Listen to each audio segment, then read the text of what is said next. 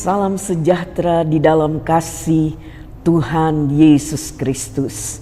Berjumpa kembali dalam renungan hari ini yang berjudul Bersukacita di dalam Tuhan.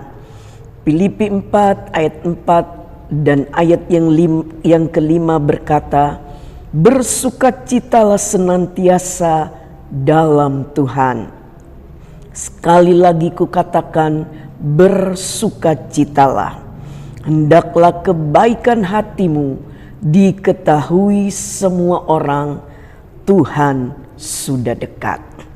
Sukacita adalah faktor internal dalam kehidupan Kristiani.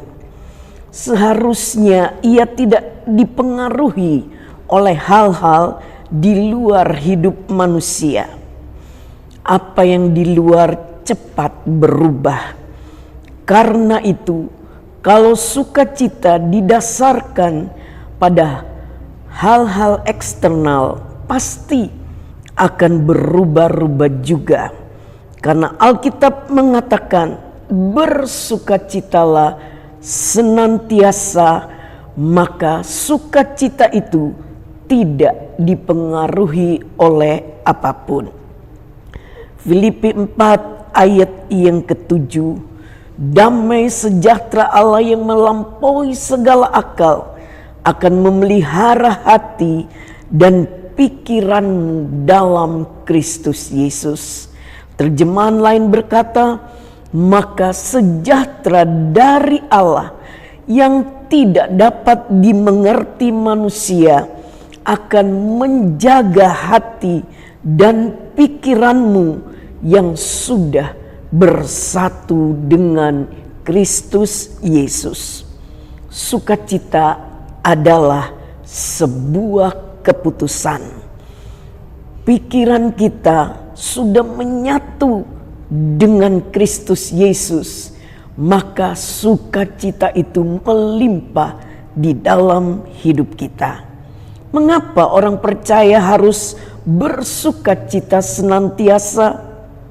Melalui Filipi 4 ayat 4 sampai 9 kita dapat belajar yang pertama, agar kita tetap dapat menjadi berkat. Ayat 5a, firman-Nya berkata, hendaklah kebaikan hatimu diketahui semua orang. Jiwa yang bersukacita akan mendorong banyak hal positif muncul di dalam kehidupan kita.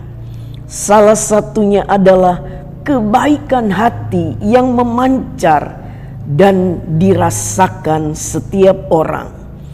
Paulus mendorong agar kita terus menjadi berkat bagi orang lain karena kedatangan Tuhan yang mendekat. 2 Korintus 8 ayat yang kedua, selagi dicobai dengan berat dalam pelbagai penderitaan, sukacita mereka meluap, dan meskipun mereka sangat miskin, namun mereka kaya dalam kemurahan. Ada sukacita, miskin sekalipun, tapi tetap kaya di dalam kemurahan. Yang kedua, agar kita tidak lekas khawatir. Filipi 4 ayat 6a berkata, janganlah hendaknya kamu khawatir tentang apapun juga.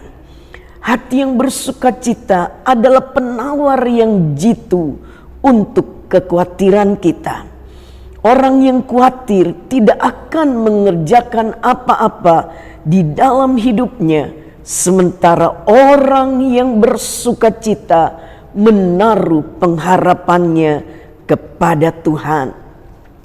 Orang yang bersukacita lebih mudah menemukan janji pengharapan Allah di tengah-tengah masalah dan pergumulan dibanding dengan orang-orang yang menjadi khawatir dalam hidupnya.